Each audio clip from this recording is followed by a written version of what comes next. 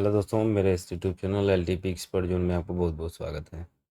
अगर आप चैनल पर नए हैं तो चैनल को सब्सक्राइब करना और बेल आइकन को दबाना मत भूलिएगा, क्योंकि अपनी की post market analysis per day इस चैनल पर मिलती रहती है। साथ ही कई सारे अपडेट्स भी मिलते रहते हैं, स्टॉक्स की भी जानकारी मिलती रहती है, तो चैनल को सब्सक्राइब बिल्कुल कर लीजिएगा। साथ ही डिस्क्रिप्शन बॉक्स में एक व्हाट्सअप ग्रुप का लिंक होगा, जिसको जाके आप ज्वाइन कर लीजिएगा। उसमें मैं 10 बजे से 2 बजे दोपहर तक मैं लाइव मिलता हूँ वॉइस चैट में। उसमें जो भी आपका क्वेश्चन होगा लाइव मार्केट ऑफलाइन मार्केट में, तो आप पूछ सकते हैं, ठीक है। निफ्टी के पोस्ट मार्केट एनालिसिस की शुरुआत करते हैं। अभी नए वाले वर्जन में सही तरीके से वैल्यू वैल्यू का अपडेट और वैल्यूम का अपडेट और वाई चेंज का अपडेट सही नहीं मिल रहा है, इसलिए हम नए वाले वर्जन में पोस्ट मार्केट एनालिसिस नहीं कर रहे हैं, पुराने वाले वर्जन में ही देख रहे हैं। 9/15 से डाटा को देखेंगे। 11/10/2024 की पोस्ट मार्केट एनालिसिस मैं आज दे रहा हूँ आपको, क्योंकि बहुत ही बिजी शेड्यूल में मैं था, ठीक है। तो 9/15 से अगर हम डाटा को देखें तो रेजिस्टेंस हमारा 25,000 पर स्ट्रॉन्ग है और सपोर्ट भी हमारा 25,000 पर स्ट्रॉन्ग है। और कुछ लोग अगर इसको WTT कहेंगे तो WTT नहीं माना जाएगा, क्योंकि जब तक ये WTT वाई नहीं होगा तब तक ये WTT नहीं माना जाएगा। और अभी ये 74.89% WTT है, ठीक है। तो सपोर्ट से रिवर्सल पॉसिबल है और रेजिस्टेंस भी रिवर्सल पॉसिबल दिख रहा है। यानी कि जब सपोर्ट और रेजिस्टेंस एक ही स्ट्राइक प्राइस पर होते हैं तो फर्स्ट टाइम रिवर्सल सपोर्ट से और सेकंड टाइम रेजिस्टेंस है। उसके बाद फिर फर्स्ट टाइम सपोर्ट और रेजिस्टेंस दोनों से रिवर्सल होता है और सेकंड टाइम रेजिस्टेंस +1 और सपोर्ट -1 से रिवर्सल होता है। ये मार्केट आज की दिख रही है, लेकिन देखते हैं आगे क्या होता है। थोड़ा सा अपडेट हो जाने दीजिए, थोड़ा सा टाइम देंगे इसको। 9:20-25 तक का टाइम देंगे। 9:15, 16 मिनट, 17 मिनट हो गया। सपोर्ट कहीं भी WTV नहीं दिख रहा है, लेकिन एक चीज़ दिख रही है कि सपोर्ट की वैल्यू जो होती है वो वैल्यू काफ़ी नीचे आ रही है। 24,936 आ रही है, जबकि इसकी वैल्यू आप जानते हैं कि 25,000 की वैल्यू 24,975 आनी चाहिए और 36 के आसपास, यानी 40 पॉइंट मार्केट नीचे वैल्यू दे रहा है। तो एक लाइन आप बना लीजिए जो 36 की लाइन दे रहा है। मार्केट मार्केट जो 36 की लाइन दे रही है, इसको आप एक बार बना लीजिए। ये देखिए 36 की लाइन है, ठीक है। ये मैं कोई ट्रेड किया नहीं हूँ। अगर मुझसे आप कोई पर्सनली पूछेगा कि ट्रेड आप लिए हैं या नहीं, तो मैं नहीं ट्रेड किया हूँ, क्योंकि मैं उस टाइम बिजी बहुत ज़्यादा था और मार्केट में मैं नहीं था। और इसी वजह से पोस्ट मार्केट एनालिसिस भी लेट हो रही है। तो 936 की जो वैल्यू दिखा रहा था, 936 तक मार्केट आई। जब भी 936 आती है तो उसका जो एक्सटेंशन होता है, अगला एक्सटेंशन, वहाँ तक मार्केट जाती है। इसको हम चेक करेंगे तो 982 तक का ही हमें टारगेट रखना था। 982 तक का ही हमें टारगेट रखना था इसमें। चलिए, ये आपका टारगेट था। ये टारगेट इजीली कंप्लीट हुआ है। लेकिन ये इसकी जो रेजिस्टेंस की एक्चुअल वैल्यू थी, जब मार्केट यहाँ पर पहुँची है 9:30 पर, आप देखेंगे 9:30 पर, तो क्या कुछ चेंजेस आए हैं रेजिस्टेंस की वैल्यू में। वो वैल्यू, जस्ट वेट थोड़ा सा। अब इस वैल्यू की हम देखेंगे, 25,000 की जो वैल्यू जहाँ तक हमें टारगेट बुक करना था, अब वो 82 से 92 आ गई, यानी 10 पॉइंट और बुलिश हो गई है। तो 92 तक लेके चले जाइए इसको। चलिए, 92 तक का भी आपका टारगेट हो ही गया, ठीक है। इसके बाद जब मार्केट अगेन नीचे की तरफ गिरने लगी तो वैल्यू ऊपर की तरफ शायद जाने लगी। इस वाली कैंडल में देखिए, 9:40 वाली में ऐसा होगा तभी मार्केट ऊपर गई होगी, जहाँ तक उम्मीद है। 9:40 पर करते हैं और 40 मिनट पर जो 92 की वैल्यू थी अभी उतनी ही है, लेकिन जो इसकी एक्चुअल वैल्यू होती है 25,025 होती है। तो एक लाइन हमारी 25,025 की भी होनी चाहिए, जो एक्सटेंशन ऑफ रेजिस्टेंस की होगी, ठीक है। तो मार्केट अगेन फिर वापस ऊपर की तरफ गई है और रेजिस्टेंस यानी एक्चुअल वैल्यू रेजिस्टेंस तक मार्केट गई हुई है। इसको हम रेजिस्टेंस +1 कभी नहीं कहेंगे, इसको हम रेजिस्टेंस ही कहेंगे, ठीक है। क्योंकि ये एक्चुअल वैल्यू रेजिस्टेंस की है और रेजिस्टेंस +1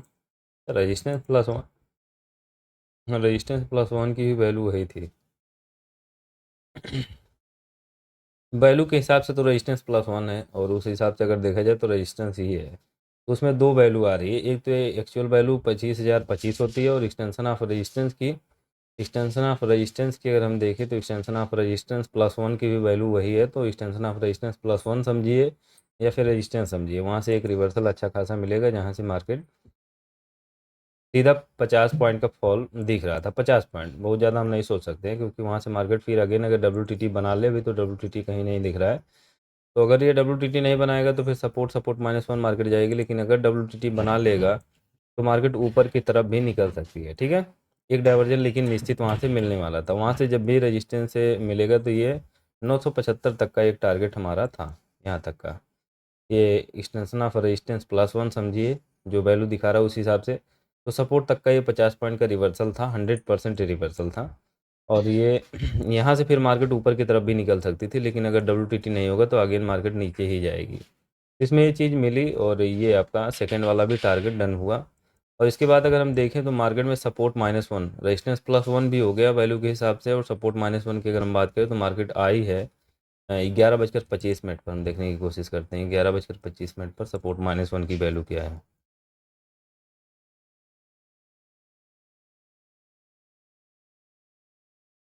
11:25 पर।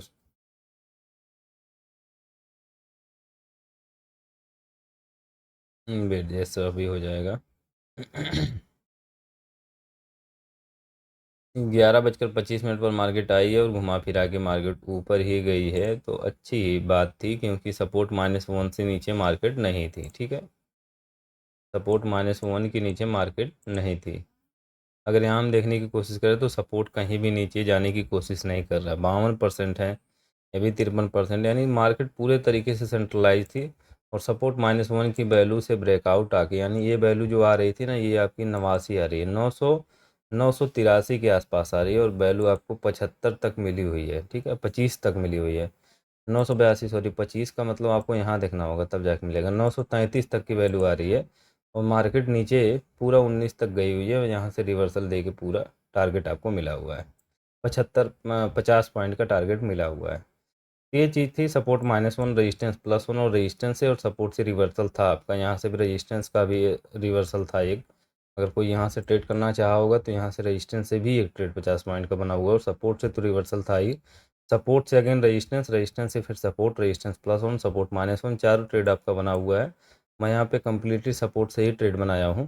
तो कोई ट्रेड तो मैं वैसे बनाया नहीं हूँ, लेकिन मैं ऐसे ही गेस करके इसको बताया हूँ कि इस तरीके से मार्केट थी। और ऐसे मार्केट में कभी भी ट्रेड को मिस नहीं करना चाहिए। मिस इसलिए नहीं करना चाहिए क्योंकि सपोर्ट रेजिस्टेंस जब भी एक स्ट्राइक प्राइस पर स्ट्रॉन्ग होता है तो उस केस में 4 ट्रेड बनता है, और वो भी कम्प्लीटली बनता ही बनता है। तो ऐसे मार्केट में कभी ट्रेड को मिस ना करें। ज़बरदस्ती का भी ट्रेड अगर करना है तो फेवर में करके उसको कर सकते हैं। बस एक चीज़ का ध्यान रहे कि जहाँ एक बार मार्केट हिट कर चुकी रहेगी यार सपोर्ट या रेजिस्टेंस को, सपोर्ट -1, रेजिस्टेंस +1, तो वो प्लेस आपके लिए हमेशा रिस्की होगा। इस चीज़ का ख्याल रखेंगे, बाकी कुछ भी ख्याल रखने की ज़रूरत नहीं है। जब भी सपोर्ट रेजिस्टेंस स्ट्रॉन्ग होता है तो सपोर्ट से फर्स्ट टाइम रिवर्सल होता है, फर्स्ट टाइम रेजिस्टेंस से भी रिवर्सल होता है। सेकंड टाइम अगर हम बात करें तो रेजिस्टेंस +1 और सपोर्ट -1, अगर फिर भी अगर कुछ नहीं हुआ, उसके बाद भी मार्केट वोलेटाइल हो रहा है, तो फिर रेजिस्टेंस +2 और सपोर्ट -2, इस तरीके से मार्केट चलती है।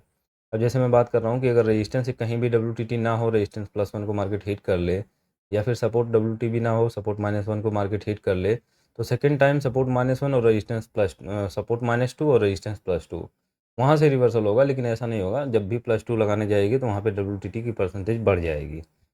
तो इस तरीके से मार्केट चलती है। बाकी ऐसी मार्केट को बहुत ईजी मार्केट बोला जाता है। ऐसे में मल्टीपल ट्रेड होता है और मल्टीपल लॉट्स भी लगाए जाते हैं। तो ऐसी मार्केट को तो हम बहुत इंतज़ार करते हैं कि ऐसी मार्केट मिले। और ऐसी मार्केट अगर फ्राइडे को मिल जाती है तो उम्मीद रहती है कि पूरा हफ्ता आपका निफ्टी में सही जाने वाला, उम्मीद करते हैं इसके इसके लिए उम्मीद करते हैं। लेकिन देखते हैं क्या होता है। फ़िलहाल के लिए ऐसा देखा गया है कि जब भी फ्राइडे को मार्केट सेंट्रलाइज होती है तो पूरा वीक सही जाता है।